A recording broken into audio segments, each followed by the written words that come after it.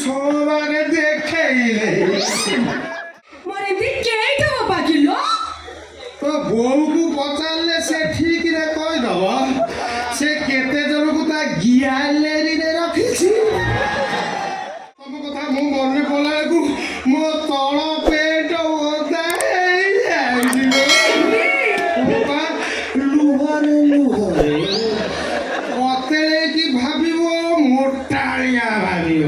আমার দুয়া সব তারপরে ধীরে ধীরে ধীরে মানে আশ্চর্যজনক ঘটনা ঘটল তারপরে ঘরକୁ ଟାଣୁଥିଲି ସେ ଛିଣ୍ଡୁ ନଥିଲା ତାର ଦୈର୍ଘ୍ୟ ବୃଦ୍ଧି ହେଲା ମୋ କନ ମୁୟା ବସିଲା କନ ମୁଲେ ଆଉ ଆପଣମାନଙ୍କୁ ଅନୁରୋଧ ଚ୍ୟାନେଲ୍ ଏକ୍ସପ୍ଲୋ ଓଡ଼ିଆ ଆପଣମାନେ ବହୁତ ସଂଖ୍ୟାରେ ଦେଖନ୍ତୁ ସବସ୍କ୍ରାଇବ୍ କରନ୍ତୁ ଆମ ଏକ୍ସପ୍ଲୋ ଓଡ଼ିଆର ମେମ୍ବର ହୁଅନ୍ତୁ ଏମିତି ସୁନ୍ଦର ସୁନ୍ଦର ଅପଡେଟ୍ ନ୍ୟୁଜ୍ ଜାଣିବା ପାଇଁ ଆମ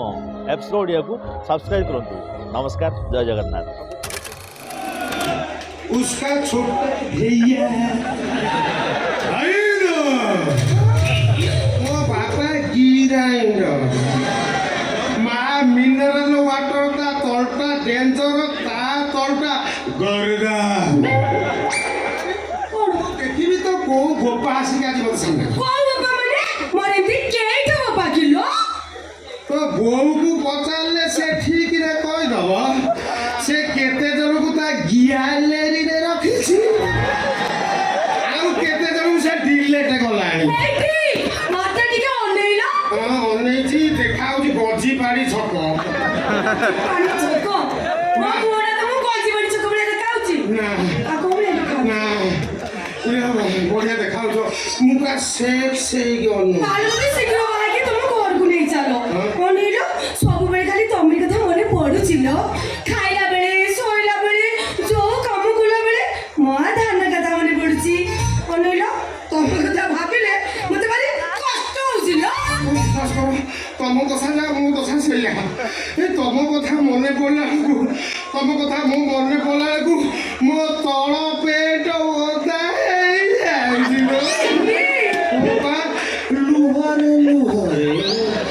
କତେଳେ କି ଭାବିବ ମୋଟାଳିଆ ଭାବିବ আমার দুয়া সব কোটি বাড়ছিল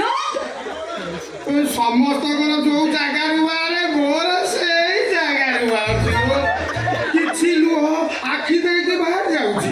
ଆଉ କିଛି ଲୁହ ବାଟ ବଡ଼ ହେଇ ହରିପୁର ହାଟ ଭିତରେ ପଶିକି ଦୁଧେଇ ନାଳରେ ମିଶୁଛି মা ধন মতে কেতে ভালো পাউছিল ଭଲ ପାଉଛି ବୋଲି সিনে ଭଲ ପାଉଛି ବୋଲି ଭଲ ପାଉଛି ବୋଲି ତମ କଥା ବି ମୋର ମନେ ପଡ଼ିଯାଉଛି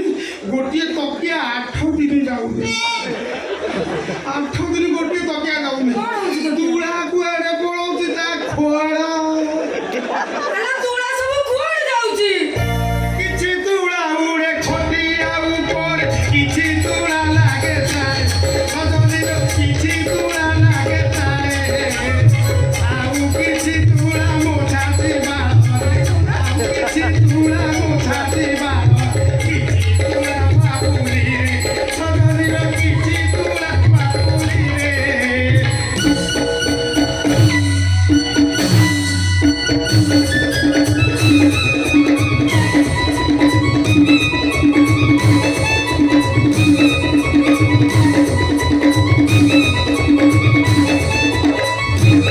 କିଏ ଯେ ଶଳା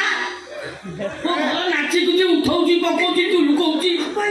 ଏଇଟା କଣ ଶଳା ନାଚ ଆଖଡ଼ା ଶଳା ଭାବିଛୁ ନା କଣ କିଏ ବେ ତୁ ভাইদর সানু ভাই ভাইদর বাবা কিছু বুঝি আমি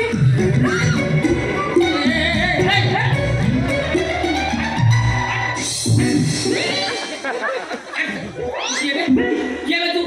ভাইদর সানু ভাই ভাইদর ম্যান অফ ডেঞ্জার ଇରେ ହେଇ ତତେ କୋଉ ଦେଖିଲା ଭଳିଆ ମନେ ହଉଛି হেই ততে কোর দেখিলা দেখিদেব আমি কোন যাইতাই ফিগর এ বাবু আমি ন্যাশনাল ফিগর বা হ্যাঁ দেখিদেব হ্যাঁ দেখিদেব ଆମ ଭାରତର ପ୍ରଧାନମନ୍ତ୍ରୀ ସ୍ୱର୍ଗୀୟ ଇନ୍ଦିରା ଗାନ୍ଧୀ ତାଙ୍କରି ମର୍ଡର କେସ୍ରେ ମୁଁ ପ୍ରଥମ ପେଜ୍ରେ ବାହାରିଥିଲି ନା ସବୁ ସମ୍ବାଦ ଧରିତ୍ରୀ ସବୁଆଡ଼େ ଖାଲି ସେତିକି ନୁହଁ এই নিকটরে ইরাক রাষ্ট্রপতি বিমান দুর্ঘটনায় মরলে তাঙ্করি কেসরে বা আস্তক টিভিরে বাহারুছি ତୁ সমাচারে বাপালো बोलो। ये बा हायदर भाई दो ये नो ना तारो डाण हातो हाँ। यारो ये लंबा यार ये नंबर बोल तू के में चल लो मला से पर डेली रात रे मते वीडियो कॉल ले देखो जंदी ये लंबा हाँ मु जूम करके देखा है हाँ काली छाड़ खाई दी थर देखैली आज सोमवार देखैले खाई तो बोले बुझाली भलिया पॉकेट छुरी ये तू सही ना ये तमे आम ओली नानी भईता मथुर भी छाना बिकु भाई तू कर मो बापा को चिन्नी छ चिन्हिଛି ମାନେ ତ ଆପଣଙ୍କର ଘର ସମ୍ପର୍କ 20 ବର୍ଷ ତଳର ଆମ ସମ୍ପର୍କ ଚିନ୍ହିଛି ମାନେ ଭଲ ଭାବରେ ଚିନ୍ହିଛି या बापा अले। बिकु भाई केते स्मरण शक्ति देखुछु ଆଉ? 20 वर्ष तलकर से मने रखछन्दी रो 20 ବର୍ଷ ମାମୁଲି 200 ବର୍ଷ ତଳେ ବାପା ଦି ମତେ ଦେଖିଥାନ୍ତା ତା ପଟାଶଗିରି ଚିନି ପକେଇଥାନ୍ତା କେମିତି? ଆମର କଣ ଚାଲିଛି ସମ୍ପର୍କ ଆମର ବାଇଗଣ କିଆରି ସମ୍ପର୍କ ए अरे तो मु हाथ जोड़ुची से संपर्क କଥା ମନେ ପକାନା ସେ ସମ୍ପର୍କ କଥା ମୋର ମନେ ପଡିଲା ବେଳକୁ ମୋ ଦେହ ଉଲୁସି ଯାଉ ଆଉ ଲୁସିମାନେ ସେ ବା ବାଇଗଣ କିଆରି ସମ୍ପର୍କ ମୋ ବାପା ସାଙ୍ଗରେ ତମର ବାଇଗଣ କିଆରି ସମ୍ପର୍କ ନା ଗାଁ ଲୋକ ସେଇ ସାର ସମ୍ପର୍କ ହଁ ଆଉ ଆମ ବା ସୂର୍ଯ୍ୟ ଘର ସେ ମୋ ପିଇସା ନାଲୋ ନହେଲେ ମୁଁ ତାକୁ ବଡ଼ା ବାଡ଼ାକି ଗାଁ ହିସାବରେ ସମ୍ପର୍କ କିନ୍ତୁ ବାହାଘର କିଆରି ସମ୍ପର୍କ ଗଭୀରରୁ ଗଭୀରତମ ନାଲୋ ତାହେଲେ ଆସୁନ ଆମେ ବି ସେଇ ବାଇଗଣ କିଆରି ଯିବା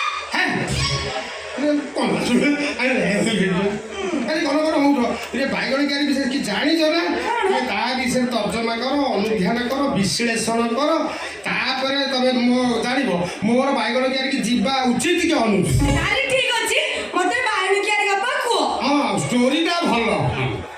କହିବି ହଁ କିନ୍ତୁ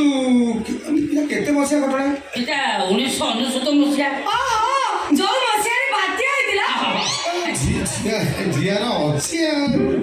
ମୁଁ ଯାହାର କିଛି ନାହିଁ ଆଉ 1999 ମସିହା ଡିସେମ୍ବର ମାସ ମାନେ ପ୍ରବଳ ଶୀତ ସେ ମୁଁ ପିସା ହାଡ଼ ଭଙ୍ଗା ଶୀତ ଘରୁ କେହି ବାହାରିନା କିନ୍ତୁ ସେଇ ବର୍ଷ ବାଇଗଣ ଭଲ ହେଇଛି ଉଞ୍ଚା ରେଟ୍ ଥିଲା ଆମେ ଚିନ୍ତା କଲୁ ପିସା ପୁତ୍ର ବାଇଗଣ ଚୋରି କରିବା ଆମେ ଯାଇକି ବାଇଗଣ କିଆରି ପାଖରେ ପହଞ୍ଚିଗଲୁ ବାଇଗଣ କିଆରି ପହଞ୍ଚିଗଲ ଘରେ ତୋ ବାପା ଖଦି ଟେକିଲା ମୁଁ ପେଟ ଟେକିଲି ଦେଖିଲ ହଁ ତୋ ବାପା ଦେହ ସାରା ରକ୍ତ ମୋ ଦେହ ସାରା ରକ୍ତ କାହିଁକି ବାଇଗଣ କଣ୍ଟା ଥିଲା ତା ଗଛରେ ଓହୋ ଖାଲି କଣ୍ଟା ବାକି ଭାରି କଷ୍ଟ ହେଇଯିବ ତ କଷ୍ଟ କଲେ ସିନା କୁଷ୍ଠ ମିଳିବେ ଓଲୋ ଘରେ ବସିଲେ କଣ ପାଇବ କେତେ ବାଇଗଣ ଏମିତି ହେଇଥିଲା କିଲୋ କେତେ ବିଲ ଇଏ କେତି ଏକର ଜମି ବାଇଗଣ ଚାଷ ବାଇଗଣ ଫଳିକି ଓଳିଛି କଳା ଧଳା ଗୋଲେଇ ଲମ୍ବା ନେଠା ପେଣ୍ଠା ଆଲୋ ଓଳିଛି ବାଇଗଣ ପ୍ରବଳ ଫଳିଛି ଆମର ତ ଲୋଭ ହେଲା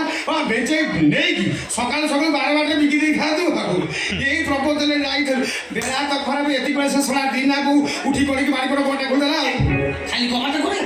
କବାଟ ଖୋଲି ଲାଇଟ୍ ଦେଇ ଆମର ଇଆଡ଼େ ମାଡ଼ି ଆସିଲା ମୁଁ ଭାବିଲି ଦିନାକୁ ଇଏ କୋଉଠି ତାର ଡାଇବେଟିସ୍ ଅଛି କିଏ ବୋକା ତମେ ତମେ ଏଠି ପଳେଇ ନସିକି ରହିଥିଲ କାହିଁକି ଲୋ ଯିବା ଆମେ ତ କଥାବାର୍ତ୍ତା ହଉଛୁ ପିସା ଦିନାକୁ ଆଇଲାଣି ଧରି ତ ମାନେ ବର୍ତ୍ତମାନ ସୋସିଆଲ ମିଡ଼ିଆ ଯୁଗ ପଟ କି ଯୋଡ଼େଇ ବାଇଗଣ ଧରେଇ ଦେବେ କହିଲେ ବାଇଗଣ ଚୋର ଭାଇଗାଲ ହବ ନା ପଳେଇବା ଏମିତି କହୁଛୁ ମୁଁ ଯିବାକୁ ଉଦ୍ୟତ ହେଲା ବେଳେ ଗୋଟେ ବାଇଗଣ ମୋ ହାତରେ ପଡ଼ିଗଲା ମୁଁ ଧରି ପକେଇଲି ବାଇଗଣଟାକୁ ମୁଁ ଟାଣୁଛି ସିଏ ଛିଣ୍ଡୁନି ମୁଁ ଟାଣୁଛି ସିଏ ଛିଣ୍ଡୁନି ମୁଁ କହିଲି ଇଏ କୋଉ ବାଇଗଣ ଇଏ କଣ ବଡ଼ ବାଲିକୁ ତା ବାଇଗଣ ସେଇଠୁ କଣ ହେଲା ମୁଁ ଆଉ ଥରେ ଟଲି ସେ ବୁଦା ହଲିଲା ତାପରେ ବୁଦା ଉପୁରି ପଡ଼ିବ ତାପରେ ଧୀରେ ଧୀରେ ମାନେ ଆଶ୍ଚର୍ଯ୍ୟଜନକ ଘଟଣା ଘଟିଲା ବାଇଗଣ ଘରକୁ ଟାଣୁଥିଲି ସେ ଛିଣ୍ଡୁ ନଥିଲା ତାର ଦୈର୍ଘ୍ୟ ବୃଦ୍ଧି ହେଲା ମୋ କନମୂଳିଆ ବସିଲା କନମୂଳିଆ ମତେ ଶିଖେଇକି ବାଇଗଣ ଚୋରି କରିବା 8 ଦିନ ମୁଁ ସଜା ଯାଇଗଲି ମୋ ସ୍ତ୍ରୀ ମତେ ଛାଡ଼ି ତା ବାପ ଘରକୁ ପଳେଇଲା ବାଇଗଣ ପାଇଁ ମୋ ବୋଉ ପଳେଇଛି ନା ଡରିଲା ତୁ ସେଟା ମନେ ପକାନି ତୁ ମୋ ଘରକୁ ନା ମୁଁ ବିରକ୍ତ ମାନେ ମୁଁ ତ ଯାଉଛି କିନ୍ତୁ ପିସା ମୋ ମନରେ ଗୋଟେ ଅବଶୋଷ ରହିଲା କଣ ଅବସର ମୁଁ ଯୋଉ ବାଇଗଣଟାକୁ ଧରିକି ଟାଣୁଥିଲି ସେଟା ଛିଣ୍ଡୁ ନଥିଲା ସେଟା କହିଛି ଆଇନି